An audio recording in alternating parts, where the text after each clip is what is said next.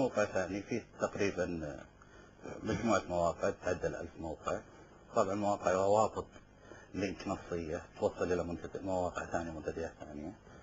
أما الاستضافة يوجد تقريبا عندنا استضافة، لو أحد بغى مثلا يستضيف موقع على نفس السيرفرات اللي تابعة لنا نستضيفها يعني. طبعا كلها استضافة خارجية يعني تحسير أيضا.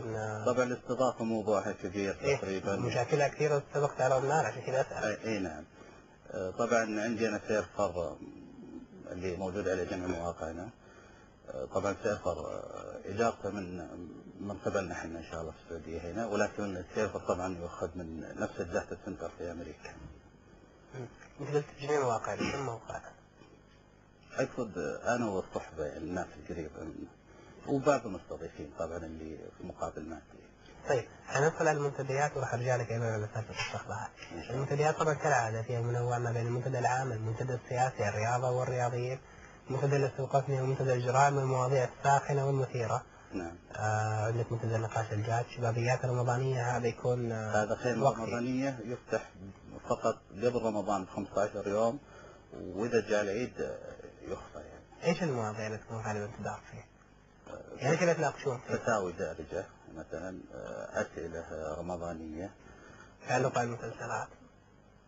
لا تقريبا المسلسلات لها اقسامها، لكن كالخيمه الرمضانيه تقريبا توجهها يعني عن شهر رمضان الفضيل واحكام وامور واصول دينيه فقط.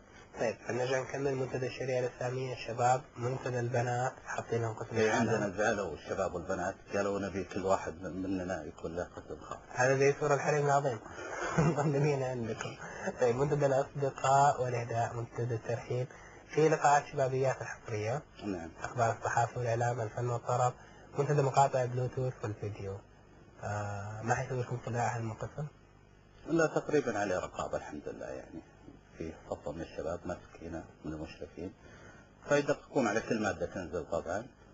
والموضوع فيه طبعا أي مقطع يكون المشرف لابد أنه يشوفه وكذا، وبعد ما ينزل مباشرة. لا ما ينزل مباشرة بالذات القسم هذا ولا الحمد لله، لأنه تقريبا حذرين شوي من المواد اللي تنزل يعني ما تدري، وفي ناس توجهات ممكن يحجب موقع كثير عشان مقطع. أي ممكن، فعشان كذا يعني الحمد لله حاصلين بخصوص النقطة. كم يمكن بقول لك كم كلب تقريبا قاعد يجيكم فيه؟ كم مقطع فيديو او كليب فيديو يصير بالاسبوع؟ والله على حسب يعني، احيانا يكون في زحمه واحيانا تقريبا ممكن تحجبوها ما تنشروها. لا قليل الحمد لله ما تعرضنا انه في حاجات مواد ما تنشر، ولكن تقريبا بشكل نقدر نقول 3-4 في اليوم يعني معدل ثابت تقريبا. طيب نكمل ايضا منتدى الضحك وسعة الصدر.